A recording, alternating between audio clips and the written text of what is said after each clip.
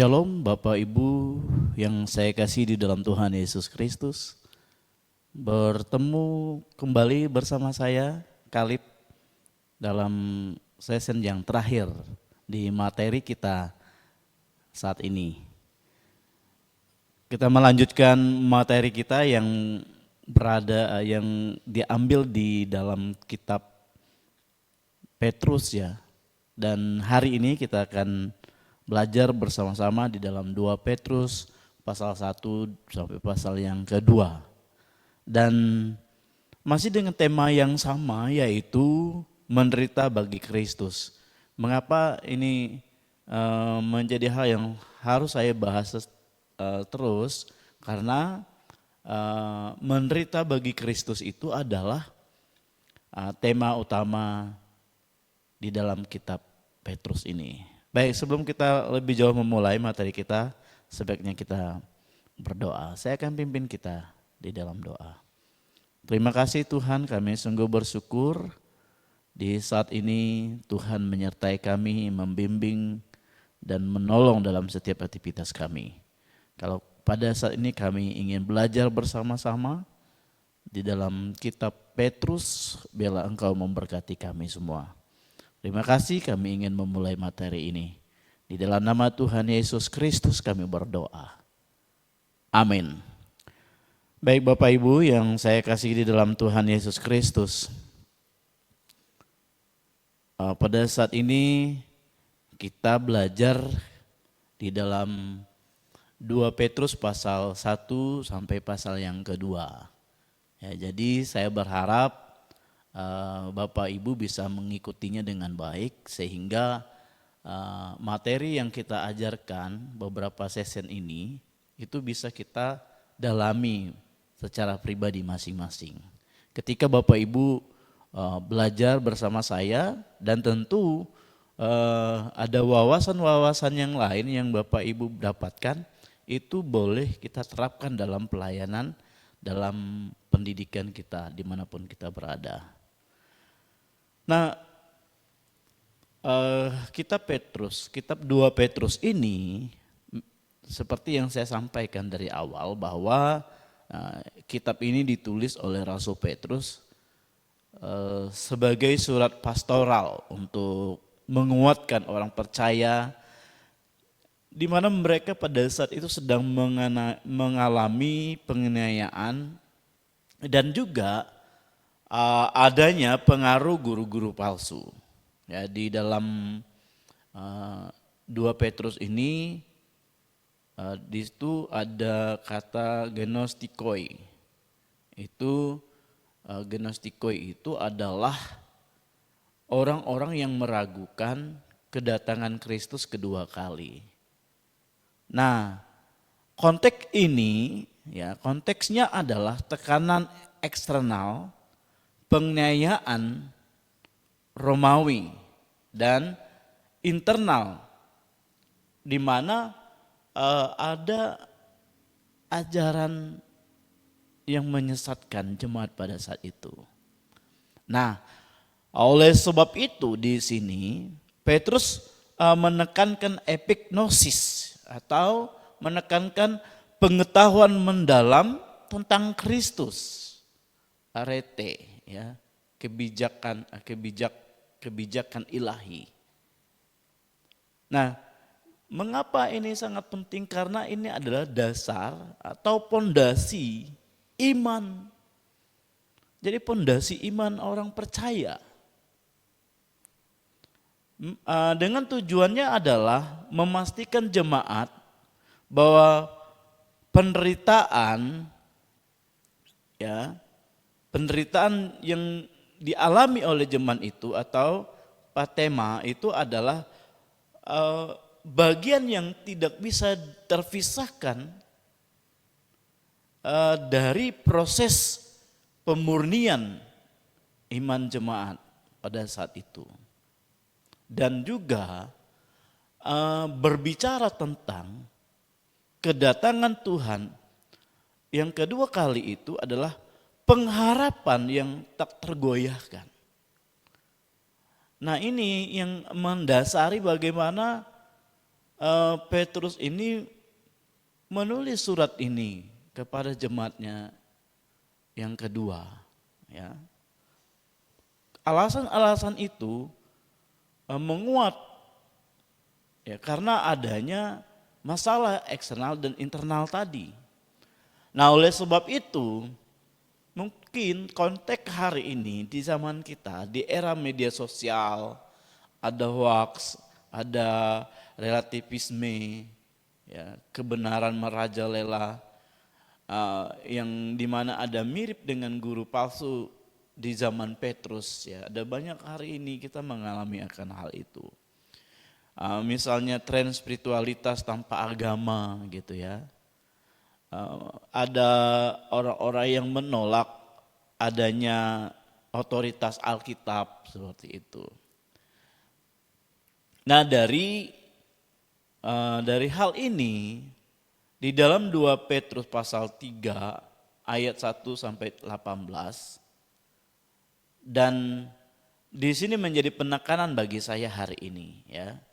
Ada 3 poin yang penting yang dimana kita akan secara runtut kita akan mempelajari beberapa hal penting di sini, ya, yang tidak boleh Bapak Ibu lupakan, ya.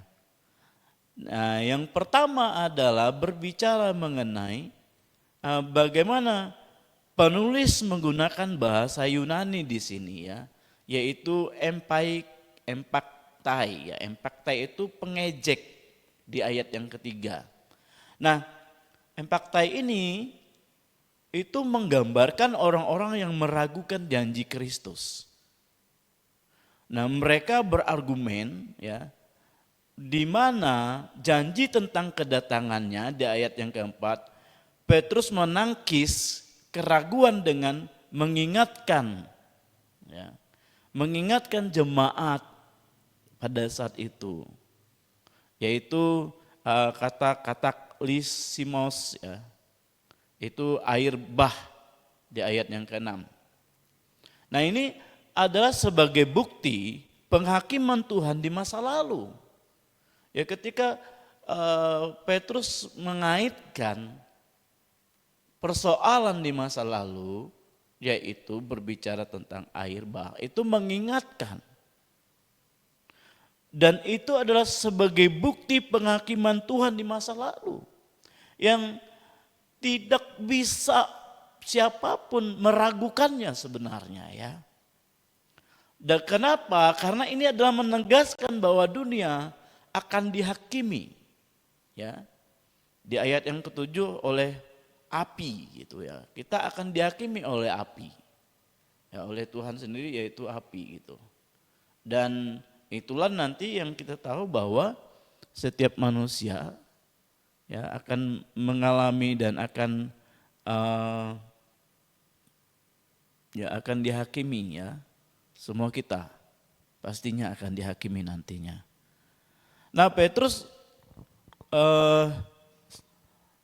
melihat pada saat itu terjadi persoalan yang terjadi, maka Petrus mengingatkan kepada jemaatnya pada saat itu. Dan ini sangat penting, ya. Maka jangan pernah kita bosan, jangan pernah kita meragukan atau kita sakit hati kalau ada teman, ada saudara, bahkan pendeta sendiri mengingatkan kita akan persoalan yang mungkin sedang kita alami begitu, ya. Nah, kita melihat ada banyaknya saat ini marak hoax, teori konspirasi yang menyangkal krisis iklim. Ya, artinya dengan adanya iklim itu, ya, kalau mereka secara ilmu pengetahuan, ya, itu karena alam begitu.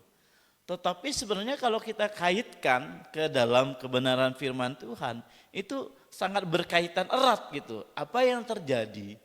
Ya, iklim yang terjadi, persoalan gempa bumi, ya, persoalan tsunami, persoalan COVID-19, persoalan-persoalan yang lain, persoalan perang, itu sebenarnya mengaitkan bahwa, ya, Tuhan itu akan datang gitu. Ya. Mirip dengan para pengejek di zaman Petrus, ya. Misalnya banyak orang menolak fakta pemanasan global meski data ilmiah jelas karena menganggap tidak nyata atau tidak relevan. Ya. Jadi Bapak Ibu kalau di dalam 2 Petrus ini pasal 3 ya mengingatkan ya, di mana juga Petrus mengingatkan jemaatnya pada saat itu juga sedang mengingatkan kita ya bahwa sebenarnya hal-hal yang seperti itu akan terjadi gitu. Seperti gempa bumi ya, yang sering mungkin kita alami ya, apalagi di daerah gunung-gunung yang aktif gitu ya. Saya dulu pernah beberapa kali mengalami rasanya goncangan gempa bumi gitu ya di Sumatera Utara waktu itu. Itu sering sekali terjadi. Bahkan saya melihat di media sosial beberapa hari yang lalu terjadi juga gempa bumi di sana. Ya. Dan artinya sebenarnya dengan kejadian-kejadian alam yang seperti itu ya kita memang seharusnya sedang diingatkan sebenarnya, bukan kita masih lama kok cuek bahkan apatis dengan situasi itu. Ya. Nah, Bapak Ibu yang saya kasih di dalam Tuhan Yesus Kristus, di sini orang percaya jangan terombang-ambing oleh skeptisisme dunia. Seperti Petrus mengingatkan air bah, kita perlu berpegang pada kebenaran Alkitab. Kita tidak boleh meragukan apa yang dibahasakan di dalam Alkitab. Apa yang dikatakan oleh Alkitab sebenarnya itu adalah memberi penguat bagi kita untuk kita tetap bersandar kepada Tuhan. Ya.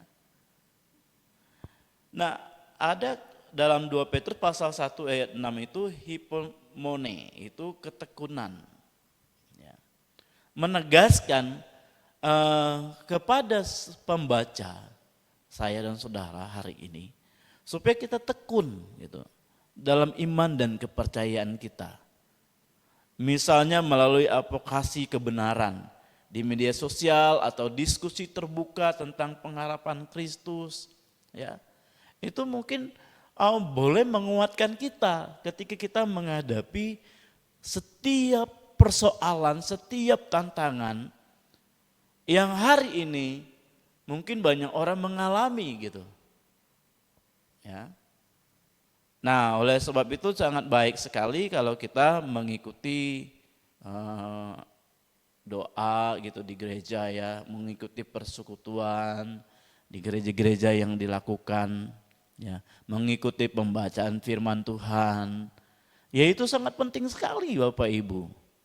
Jangan pernah kita sebagai jemaat kita mengabaikan hal itu, ya, karena disitulah kita saling menguatkan antara satu dengan yang lain.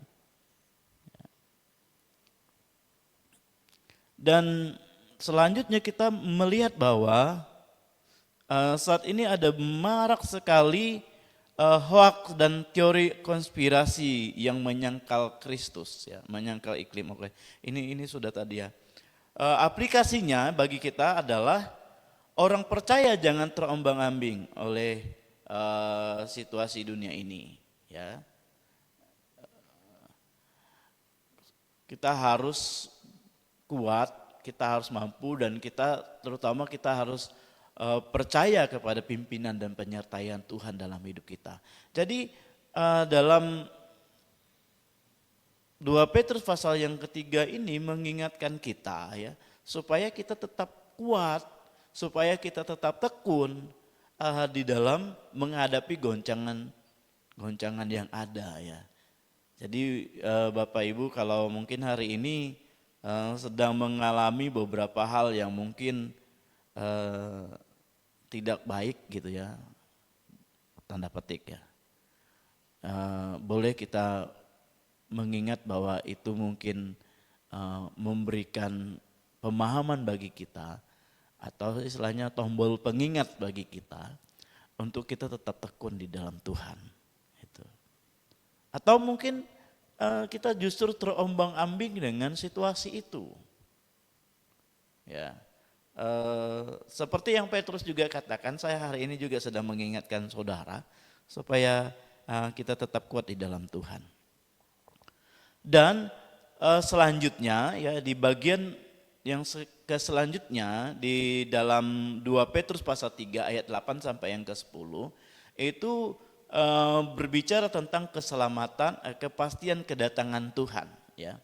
Berbicara tentang kepastian kedatangan Tuhan. Jadi Bapak Ibu ada beberapa bahasa Yunani yang menjadi penekanannya di sini ya. Ada karanos itu waktu manusia dan ada kairos waktu Allah ayat yang ke-8. Nah memang kedua hal ini itu sangat berbeda sekali ya. Kalau di dalam kitab perjanjian lama mengatakan bahwa waktu Tuhan itu ya satu hari ya bagi kita itu 1000 tahun, 100 tahun ya. Ya begitu. Bagi Tuhan itu satu hari gitu. Tapi bagi manusia lama sekali. Nah artinya begini Bapak Ibu. Ketika Tuhan sedang menyampaikan atau memberitakan lewat dari pada para penulis kitab, Alkitab ya. Sudah dinubuatkan bahwa Tuhan Yesus akan datang untuk yang kedua kali. Nah itu tidak bisa kita pikirkan melalui pola pikir manusia kita. Atau kita pikirkan melalui waktunya kita gitu. Ya. Mengenai waktu saya merasa bahwa hari-hari ini adalah waktu yang sangat singkat. Ya, singkat dalam arti mungkin kalau detik jam itu mungkin sama, tetapi terasa 1 jam itu enggak kayak 1,5 jam gitu ya. Ya itu yang boleh saya rasakan. 1 bulan itu kayak seminggu begitu kok. Tiba-tiba ini saja sudah bulan 5 gitu. Padahal baru kemarin terasa kita baru merayakan Natal gitu ya. Jadi kayak proses waktu itu sangat cepat sekali hari ini. Nah terus yang selanjutnya di dalam 2 Petrus pasal 3 ayat 8 sampai yang ke-10 ini ada kata bratdine, ya bratdine itu lambat, ayat yang ke-9. Tetapi memberikan kesempatan metanoia, ya pertobatan. Nah di dalam 2 Petrus ini ya itu berbicara tentang pertobatan Bapak Ibu. Pertobatan itu sejenis seperti metamorfosisnya kupu-kupu ya, dari kepompong ya, dari ulat jadi kepompong dan seterusnya di kupu-kupu, berubah seperti itu. Ada prosesnya memang, metanoia, ada pertobatan, berbalik dari kegelapan menuju ke terang Allah begitu. Nah itu. Nah mengapa perlu adanya pertobatan? Ya karena tidak bisa dosa sekecil apapun itu tidak akan pernah bisa menghampiri Allah yang suci gitu. Ya, yang kudus, yang sempurna. Nah, oleh sebab itu perlu adanya pertobatan yang sungguh-sungguh dari kita di dalam hidup ini. Ya, pertobatan apapun, Bapak Ibu, ya. Mengapa? Karena memang kalau Tuhan nanti datang yang kedua kali, ya kedatangannya dikatakan seperti kleptes, ya kleptes itu bahasa Yunaninya itu adalah pencuri, ya tiba-tiba dan tak terduga, dan itu dikatakan disertai dengan kehancuran kosmis, ya Raisidon atau desis. Ya, jadi artinya begini, Allah ingin supaya saya dan saudara itu bertobat kembali kepada Tuhan, dan ketika Dia datang, kita sudah siap gitu. Ya, ini materi yang sangat luar biasa sekali di dalam 2 Petrus ini. Ya, mungkin banyak ayat Alkitab yang lain mengatakan juga kita harus bertobat, maka Yohanes juga mengatakan bertobatlah katanya ya. Dia menyeru-nyerukan pertobatan. Dan hari ini juga melalui channel ini kami semua menginginkan kita ya sungguh-sungguh bertobat di hadapan Tuhan dengan cara hidup yang lama gitu. Kan kita kembali kepada cara hidup yang baru. Sehingga ketika Tuhan Yesus datang yang kedua kali, kita sudah siap begitu. Kenapa? Ya karena di sini dikatakan dalam 2 Petrus juga dikatakan bahwa dia akan datang kleptes gitu. Tiba-tiba tidak pernah kita duga waktunya itu kapan gitu. Ya entah besok entah nanti gitu ya, kita nggak akan pernah tahu. Ya tapi dengan adanya desas-desis gitu ya, dengan adanya persoalan alam, persoalan manusia, sosial dan sebagainya, itu sebenarnya mengindikasikan bahwa suatu saat nanti dalam waktu dekat ya, bukan dekatnya manusia tetapi mungkin dekatnya Tuhan ya, waktunya dia ya, Tuhan pasti akan datang. Yang memang secara pikiran manusia, makanya Yesus sendiri juga bilang, saya juga tidak tahu kapan datang yang kedua kali. Ya itu haknya Tuhan gitu ya. Nah tetapi intinya kita harus mempersiapkan diri. Ya, mempersiapkan diri dengan sungguh-sungguh supaya kita siap sedia begitu. Ya banyak sekali contoh dalam kebenaran firman Tuhan. Seperti 5 gadis bodoh ya, dan mereka tidak mempersiapkan minyaknya dengan baik, menggunakannya dengan semaunya gitu. Tapi ketika pengantin itu sudah datang, pintunya sudah ditutup. Ya, sangat tragis sekali ketika kita sudah hidup puluhan tahun gitu ya, percaya kepada Tuhan katanya. Tetapi ketika Tuhan Yesus datang, kita tidak bisa menghampiri dia. Nah oleh sebab itu hari ini saya mau mengajak, baik pun saya sendiri ya, dan Bapak Ibu, mari kita mau metanoia gitu. Nah kita bisa melihat ya, generasi Z kerap mengalami burnout atau karena tekanan kerja berlebihan untuk kesuksesan instan ya Pak. Ya 24 jam mungkin bekerjanya. Tidak memperhitungkan waktu. Bahkan waktu untuk Tuhan saja enggak ada, waktu untuk berdoa enggak ada, waktu untuk baca firman Tuhan enggak ada. Dia hanya bekerja mencari duit begitu. Mencari cuan ya. Itu bukan tidak bagus sih, tapi itu kurang benar gitu, kurang tepat. Kenapa? Karena Tuhan itu sudah memberikan waktu yang sangat bagus gitu ya.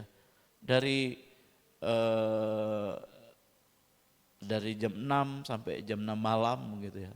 Seharusnya ada waktu yang waktu itu kita bisa berhenti sejenak gitu. Ya, mungkin robot saja ketika dia bekerja terus menerus itu akan rusak gitu, apalagi kita manusia gitu ya, yang punya tubuh yang lemah, tidak bisa terus menerus ya 24 jam ya. Nah ada juga mereka yang prestasi ketika doa tak langsung terjawab gitu ya. Nah ada banyak orang Kristen seperti itu. Jadi ketika mereka berdoa, doanya nggak dijawab, kecewa dengan Tuhan. Ya. Ketika mereka berdoa untuk hidupnya dan mereka tidak mendapatkan apa yang mereka doakan, mereka kecewa dengan Tuhan. Saya bertemu dengan beberapa orang yang seperti itu. Ya. Bahkan mereka meninggalkan Tuhan. Ini persoalannya. Ya. Dalam situasi seperti itu, mereka tidak bisa self control diri. Ya. Kan ada kemungkinan, beberapa kemungkinan mengapa juga doa kita tidak terjawab oleh Tuhan. Bukan kita langsung frustasi, stres dan sebagainya. Bahkan tinggalkan Tuhan. Percuma percaya kepada Tuhan. Tuhan tidak pernah menjawab doa saya. Wow. Ingat bahwa kita itu adalah tugas kita itu hanya berdoa kepada Dia dan haknya Tuhan Dia menjawabnya. Ya, tidak bisa kita intervensi itu.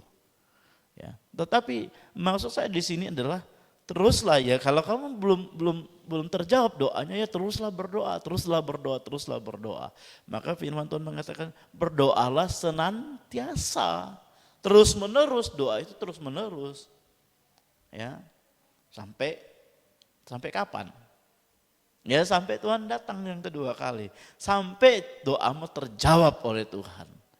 Itu pun harus terus berdoa begitu, enggak mungkin. Ketika Tuhan sudah jawab doa kita stagnan gitu berdoanya. Asik, doa saya sudah terjawab oleh Tuhan dan saya harus berhenti berdoa. Enggak Bapak Ibu. Ya. Buang konsep-konsep yang tidak baik, tidak benar dalam pola pikir kita, dalam pandangan pikiran kita ke depan, baik itu tentang doa, tentang Tuhan, tentang keselamatan, tentang kedatangan Tuhan. Mari kita mau ubah gaya berpikir kita, berkembang, bertumbuh begitu. Ya, itu yang sangat baik sekali. Ya, yang selanjutnya berbicara tentang hidup, ya, prasdokia. Itu pengharapan aktif, ya. Berarti ada pengharapan yang pasif, ya. Pengharapan yang aktif, bukan pasif, ya. Banyak sekali saya menjumpai ada orang-orang yang punya pengharapan yang pasif. Ya, mengapa? Wah, ada yang begini, beberapa kemarin waktu kami merayakan Paskah begitu, ada jemaat yang celetuk gitu. Kok kita kayak apa bermimpi saja gitu, hanya bermimpi saja. Tapi ada juga jemaat mengatakan, loh bermimpi itu tidak salah gitu. Artinya begini, ada jemaat bilang saya bermimpi punya mobil, saya bermimpi punya rumah, saya bermimpi punya anak, dan saya bermimpi punya istri, punya suami dan sebagainya. Dan ada yang bilang, oh ngapain bermimpi? Enggak ada artinya gitu. Halo Bapak Ibu. Segala sesuatu itu perlu ada mimpinya. Loh kenapa bermimpi kok susah gitu? Emangnya bayar gitu kita mimpi? Ya bermimpi saja. Ya. Tetapi dalam mimpi itu kita ada actionnya, ada tindakan. Ya ketika kita bermimpi punya rumah tentu kita harus bekerja lebih keras lagi gitu. Tentu kita bisa memikirkan apa caranya, bagaimana caranya yang tepat, yang baik sehingga kita bisa mencapai tujuan itu. Ya perlu ada mimpi. Ya.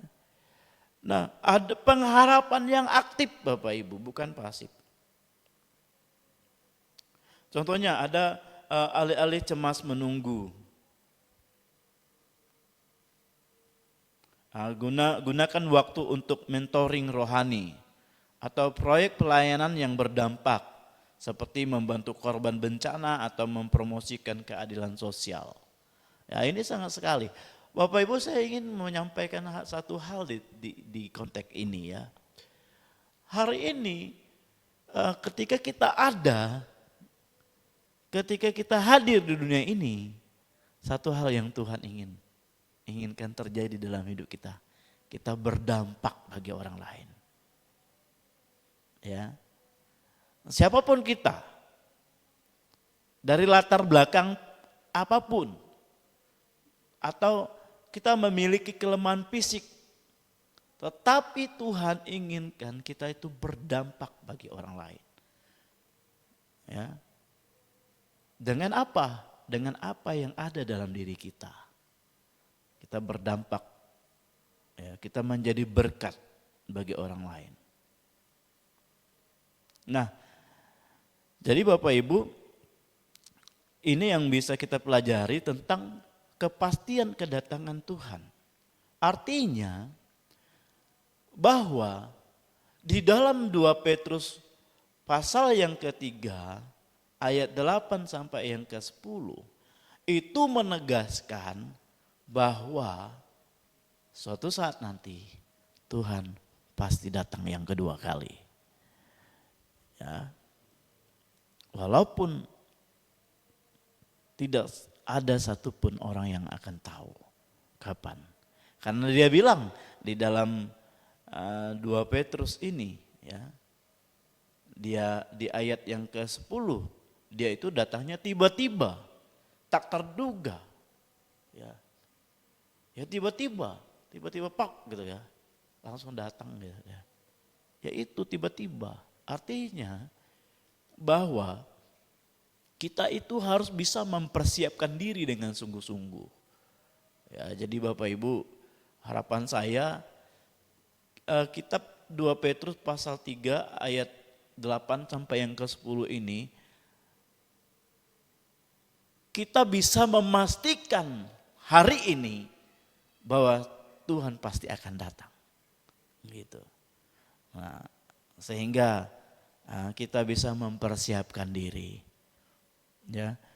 Jangan hanya ketika saudara mau menyambut gubernur atau presiden mempersiapkan diri dengan baik gitu. Ya.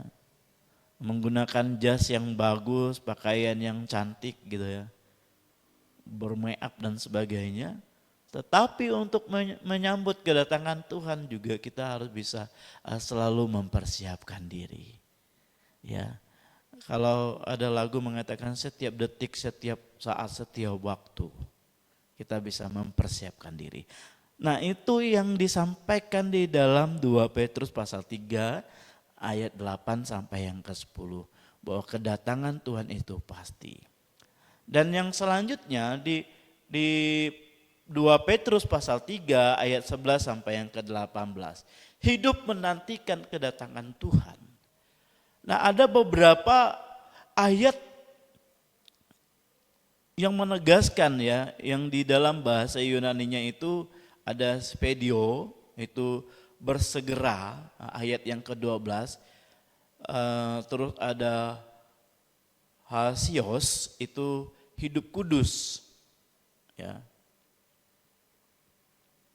Jadi ketika kita bersegera hidup kudus, itu mempercepat penggenapan janji Tuhan. Ya, artinya Bapak Ibu ketika dunia sudah menerima Injil, ketika Injil sudah disampaikan kepada seluruh makhluk hidup, kepada manusia terutama, ya. Maka ketika itu sudah didengungkan, maka itu akan mempercepat penggenapan janji Tuhan. Dan ada di dalam pasal yang di ayat yang ke-13, ya, di situ dikatakan kainoi auranoi, ya, langit baru. Ya, langit baru, bahasa langit baru itu ada banyak orang yang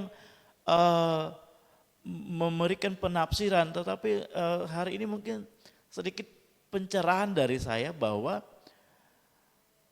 Allah bisa melakukan itu dengan sempurna. Dia bisa, Allah itu, Tuhan itu sangat-sangat bisa melakukan hal itu. Ya. Di dunia ini dia akan bisa memutarbalikkan itu segera dengan kuasanya. Ya, kalau kita kembali kepada kitab Kejadian, ketika bagaimana proses penciptaan alam semesta ini. Bukankah semuanya itu hanya 7 hari aja? Ya. Nah, artinya fokus pada penciptaan baru, bukan dunia fana. Di mana kita itu harus berpikir tentang kainoi auranoi, ya. Itu yang harus kita pikirkan. Bahwa suatu saat nanti kita akan berada di kainoi oranoi gitu. Kita akan berada di tempat yang baru.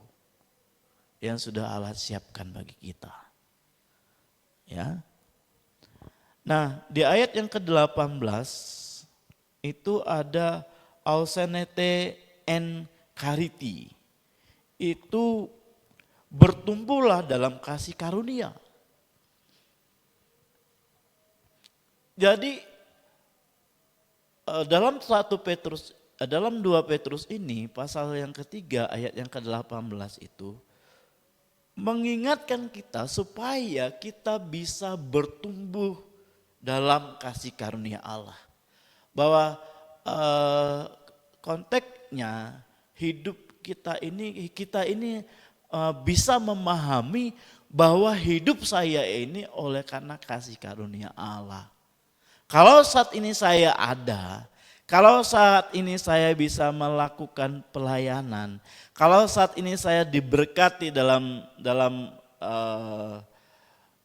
spiritual dan material kita, maka itu adalah oleh karena anugerah Tuhan. Ya.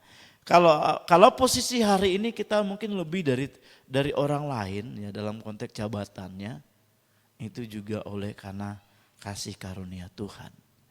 Kalaupun hari ini mungkin kita bisa bernapas, ya ingat itu adalah oleh karena kasih karunia Allah. Jadi itu yang disampaikan di dalam 2 Petrus pasal 3 ayat yang ke-18 di dalam penutup berkatnya. Ya, hidup kita ini adalah anugerah Tuhan. Nah, kita bisa melihat beberapa contoh di sini seperti aktivis lingkungan yang bekerja demi bumi lestari, ya, sustainability itu ya. Kalau visi misi daripada Presiden ya, Prabowo juga ada salah satunya sustainability ya. Bekerja demi bumi lestari ini ya, itu ada visi misinya untuk Indonesia emas ya. Nah, jadi artinya begini ya Bapak Ibu, apa yang hari ini bisa kita lakukan untuk kita bisa mempersiapkan diri dalam menyambut Tuhan yang datang kedua kali. Ya. Artinya kita diminta supaya kita bisa aktif membangun kerajaan Allah di dunia ini. Ya. Nah, setiap orang percaya dituntut untuk lakukan itu.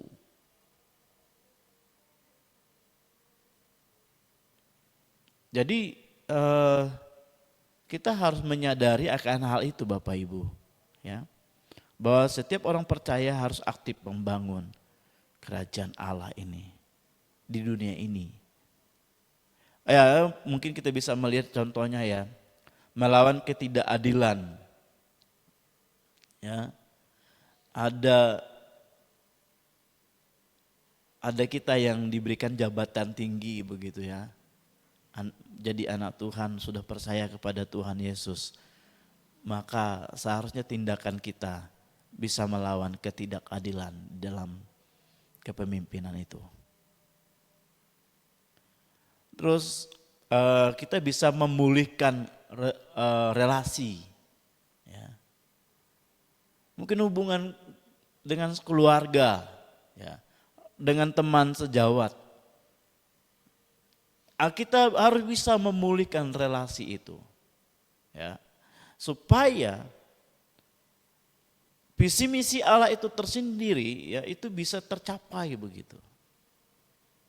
Atau bisa juga kita mempromosikan perdamaian ya. Bukan perpecahan. Kita ini jadi agen perdamaian gitu. Ya, menyuarakan perdamaian. Dan itu tugas kita semua. Tugas kita sebagai orang percaya. Sehingga bekerja demi bumi lestari ini gitu. Kita bisa bekerja dengan baik, kita bekerja dengan sungguh-sungguh. Sehingga tidak hanya material kita ya, fisik kita yang kita bangun, tetapi kita juga sedang membangun spirit kita. Gitu. Ya. Nah, jadi Bapak Ibu, di dalam aplikasinya di sini ada Ausonete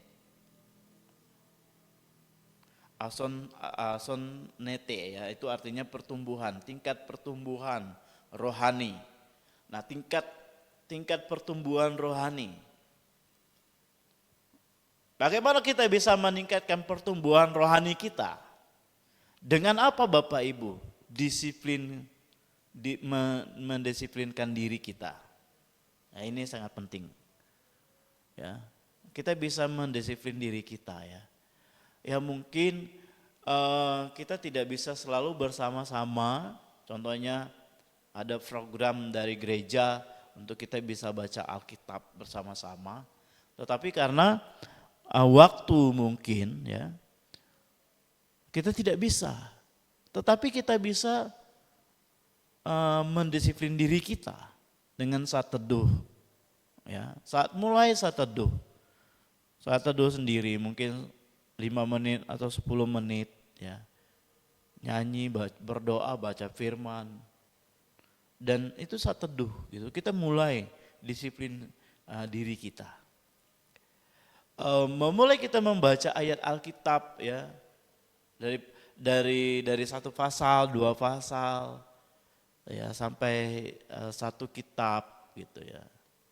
Dan mungkin juga dari Kejadian sampai Wahyu kita sudah hafal, kita sudah bisa bacanya, kita sudah bacanya.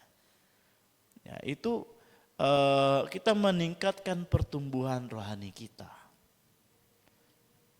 Mungkin ada puasa digital ya hari ini, tidak hanya puasa tidak makan begitu, tapi puasa digital boleh juga ya kita lakukan. Kenapa? Karena memang setiap waktu itu kita diperhadapkan dengan digital gitu, dengan HP kita, dengan gadget kita, dengan laptop dan sebagainya ya.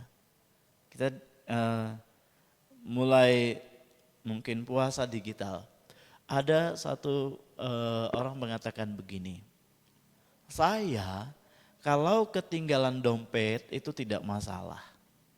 Tetapi kalau saya ketinggalan HP itu persoalan. Bapak Ibu yang saya kasih dalam Tuhan Yesus, ini mungkin terjadi di generasi Z ya. Atau kita juga ya generasi milenial juga mengalami akan hal itu. Ya. Nah mungkin ada puasa digital, contohnya 1 hari tidak pegang HP gitu ya. Nah sebenarnya ini bukan suatu kemerosotan yang di mana gitu. Karena memang kita harus bisa membatasi diri. Contohnya ya Bapak Ibu, saya pernah mendengar ada seorang gubernur yang mengatakan, contohnya di bagian Eropa di sana. Hari ini masih ada dosen atau profesor yang mengajar pakai kapur gitu ya. Nah kalau kita pikir mungkin itu secara perkembangan itu adalah suatu kemerosotan, tetapi sebenarnya tidak ya. Secara pedagoginya ketika kita menulis dengan ketika membedakan ketika kita meminta AI atau apa alat komunikasi itu kita langsung dia menuliskan itu berbeda gitu ya secara pedagogi kita. Nah ini yang sangat penting Bapak Ibu. Jadi terkadang memang apalagi berbicara mengenai spiritualnya kita gitu ya. Di mana spiritual kita itu akan terbangun ya ketika kita tingkatkan pertumbuhan rohani kita. Ya, dengan memiliki disiplin diri tadi. Saat teduh, baca Alkitab, berpuasa digital mungkin ya. Tidak menutup kemungkinan kita akan mampu mengontrol diri kita. Nah, pelayanan proaktif, dukung gereja yang memberdayakan kaum marginal atau korban perundungan. Ya. Artinya, mari kita lebih peka dengan memperhatikan orang-orang yang termarginalkan begitu. Orang-orang yang mungkin diasingkan. Ya. Mengapa hal ini penting? Karena memang sebenarnya tujuan gereja yaitu seperti yang saya pernah sampaikan beberapa sesi yang lalu, Tuhan Yesus itu mencari satu domba yang hilang loh. Ya, dia cari dombanya di mana domba, ada satu dombaku yang hilang. Dan dia cari. Nah, hari ini apakah itu masih berlaku dalam diri kita? Atau kita sudah cuek, apatis? Ya. Yang mengenai hal ini saya punya kesaksian secara pribadi ya, mungkin menjadi wawasan bagi kita. Beberapa kali ketika saya memperhatikan ya terjadi kecelakaan gitu ya di depan saya, itu saya jadi trauma menolong gitu. Kenapa? Karena terkadang kita menolong orang itu kita yang dibilang yang menabrak entah apa gitu. Kalau dia terjadi perampokan, kita yang dibilang merampok. Jadi memang kayak situasi begitu diizinkan terjadi, saya kayak apatis, masa bodoh dengan persoalan orang. Ya. Baik Bapak Ibu yang saya kasih dalam Tuhan Yesus, jadi kita harus bisa meningkatkan pertumbuhan iman rohani kita dengan disiplin rohani. Ya. Disiplin rohani itu seperti apa? Ya saat teduh, ya membaca firman Tuhan. Mungkin sekali-sekali kita bisa relaksasi gitu dengan tidak pegang HP gitu ya. Oke. Nah, di tengah tren defek perang teknologi, krisis eksistensial, di 2 Petrus pasal 3 mengingatkan. Nah, yang pertama di situ ada penderitaan adalah sementara. Ya. Tetapi katanya parousia, kedatangan Kristus adalah kepastian. Jadi Bapak Ibu, parousia itu pasti. Tidak bisa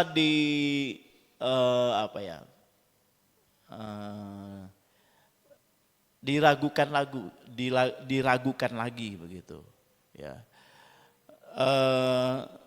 Tidak bisa kayak kita tawar menawar gitu, kayak kita membeli barang. Jadi tidak. Jadi kedatangan Tuhan Yesus itu adalah pasti. Nah, jangan terjebak dalam skeptisisme atau ketakutan, tetapi hiduplah sebagai penjala manusia. Ya. Ya, kalau kita menggunakan alat digital kita, ya, Android dan sebagainya, HP, kita gunakan untuk menyampaikan Injil, mungkin itu akan lebih cepat sekali. Jadi Maranatha itu datanglah Tuhan di dunia yang gelap, jadilah terang, diteguhkan keputusasaan, berdirilah sebagai saksi pengharapan, kasih karunia-Nya cukup untuk hari ini dan kemuliaannya adalah tujuan akhir kita. Nah, ini sangat jelas sekali Bapak Ibu. Jadi kalau kita berbicara tentang Maranatha ya, seruan Maranatha, datanglah Tuhan itu artinya ada kemuliaannya dan itulah yang menjadi tujuan akhir kita. Nah, ada yang terakhir di sini kita akan melihat dalam Petrus. Nah, ini sudah tadi ya, sorry mungkin bisa diitukan ya.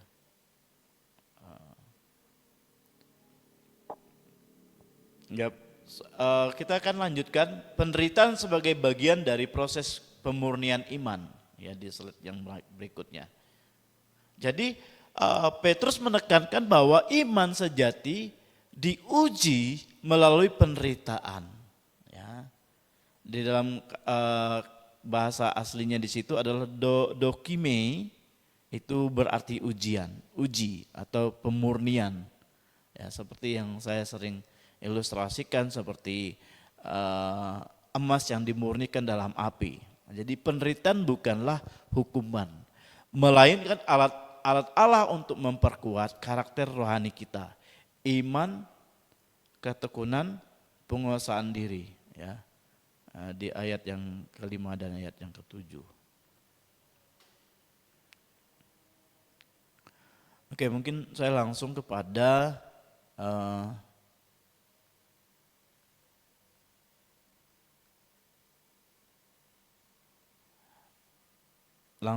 slide yang menjawab penyangkalan kedatangan Kristus. Materi ini itu berada dalam 2 Petrus pasal 3 ayat 1 sampai yang ke-7. Ya, di situ ada penghinaan atau para pengejek, di mana menggunakan argumen, ya, panta hautos mene, segala sesuatu tetap seperti semula. Nah, untuk menyangkal intervensi ilahi di ayat yang keempat. Ada juga dalam bahasa Yunaninya, sinesko itu Allah menahan, ayat yang ke-6. Langit dan bumi dengan firman-Nya, ini menunjukkan kedaulatannya atas hukuman alam, ya, atas hukum alam. Oke, mungkin saya langsung ke penutup ya, Mas ya. Nah, materi kita hari ini berakhir ya di 2 Petrus pasal 3 ya. Nah, di penutup ini saya ingin menyampaikan, memberikan penguatan kepada kita bahwa di tengah dunia yang mempertanyakan keberadaan Allah dan mengejek pengharapan kita dipanggil untuk menjadi generasi eskatologis. Ya. Di mana kita hidup dalam penderitaan yang bermakna. Artinya Bapak Ibu, kalaupun hari ini kita mengalami persoalan dalam kita menyampaikan firman Allah, memberitakan Injil, ya, itu adalah penderitaan yang bermakna bagi kita. Itu adalah kita bekerja bagi kerajaan Allah. Dan kita sedang berseru, datanglah Tuhan Yesus. Ya, di dalam kitab Wahyu pasal 22 ayat yang ke-20. Jangan takut dianggap ketinggalan zaman, masa depan kita dijamin oleh Sang Alfa dan Omega. Seperti Petrus berpesan, bertumbuhlah dalam kasih karunia dan pengenalan akan Tuhan kita. 2 Petrus pasal 3 ayat yang ke-18. Jadilah lentera di tengah kegelapan, sebab kedatangannya sudah di ambang pintu. Ya. Jadi demikianlah materi kita ya hari ini. Kiranya Tuhan Yesus memberkati kita semua. Salam, mari kita berdoa. Kami meminta bimbingan Tuhan untuk kami bisa mengerti dalam beberapa materi session yang sudah kami lakukan. Kami sungguh memiliki banyak keterbatasan. Tetapi kami punya Tuhan yang sanggup menolong, sanggup memberkati kami, sanggup memberikan ilham kepada kami, pengertian, pemahaman. Terutama untuk hamba ya Tuhan, biarlah terus diberkati. Terima kasih juga untuk kedua hamba-Mu yang terus bekerja, menemani hamba, biarlah Engkau memberkati dalam pelayanan mereka. Engkau berkati dalam visi misi mereka, biarlah Tuhan yang selalu turut campur tangan dalam semuanya ini.